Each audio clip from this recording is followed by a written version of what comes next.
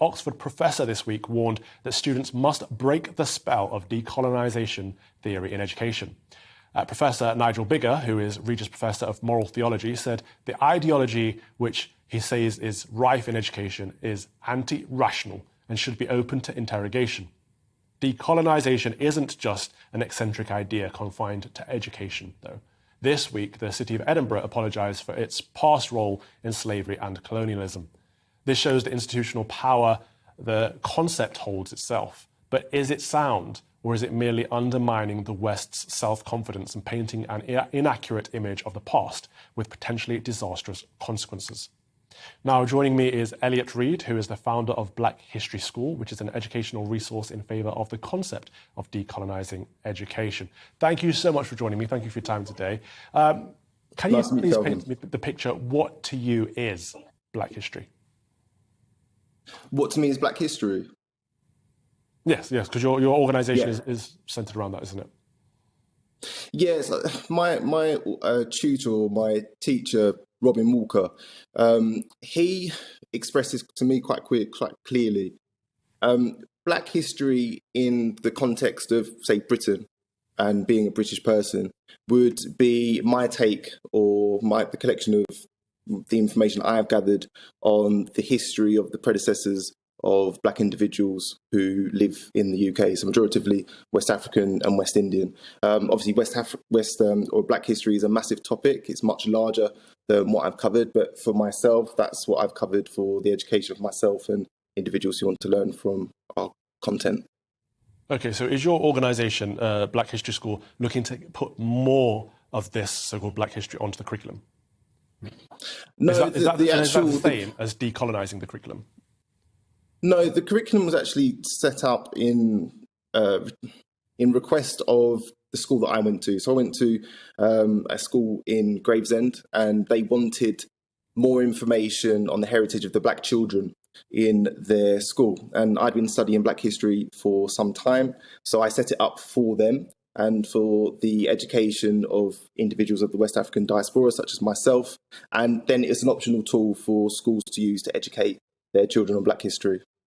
Okay, I just find it fascinating because I always say that, we don't teach history based on white history or Black history. We just teach British history, European history, world history, all the history that's helped shape the nation to what it has become today.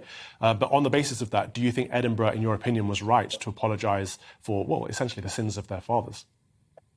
It's an emotional topic, so it completely depends on how emotionally you're aligned. But I think you could argue it either way. You could argue that the apology isn't going to have a tangible outcome on what's actually happened. But then I think you can also make the argument that there's a lot of people who are going to appreciate the apology. But one thing which I found quite interesting is that, to me, the apology or projecting emotions for something which has occurred in the past seems to be quite British to me. So, for example, we give thanks and remembrance for those individuals who served in World War II. We remember and express grief for those who were lost in the Holocaust. I don't understand why that is too dissimilar for apologising for a whole millions of people who served for the benefit of Britain, yet received no thanks or no reward for their work.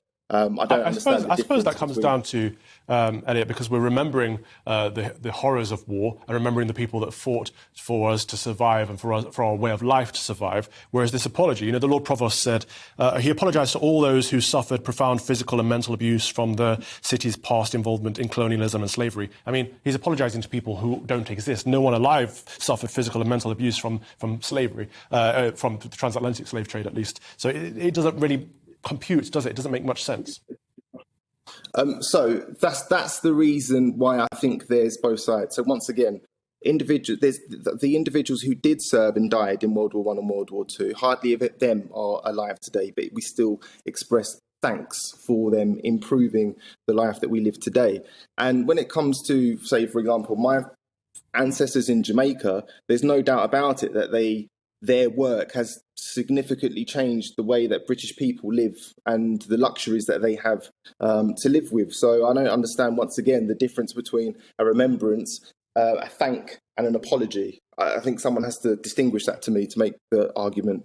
I think you put forward a very sensible argument, and we have to remember the opposite way around is possible too, in that British colonialism and the empire also enabled a lot of positives in places like Jamaica too, and building. But I would like, Calvin, I would actually like you to expand on that, please, because I haven't had. I would love to, but we don't have the time now. I'm happy to have a conversation with you about that in the future. But I think obviously there are many positives. You can't do that. Oh, I can. We've got to go. You're watching Calvin's Common Sense Crusade with me, Calvin Robinson, and we'll have you back another time to discuss that.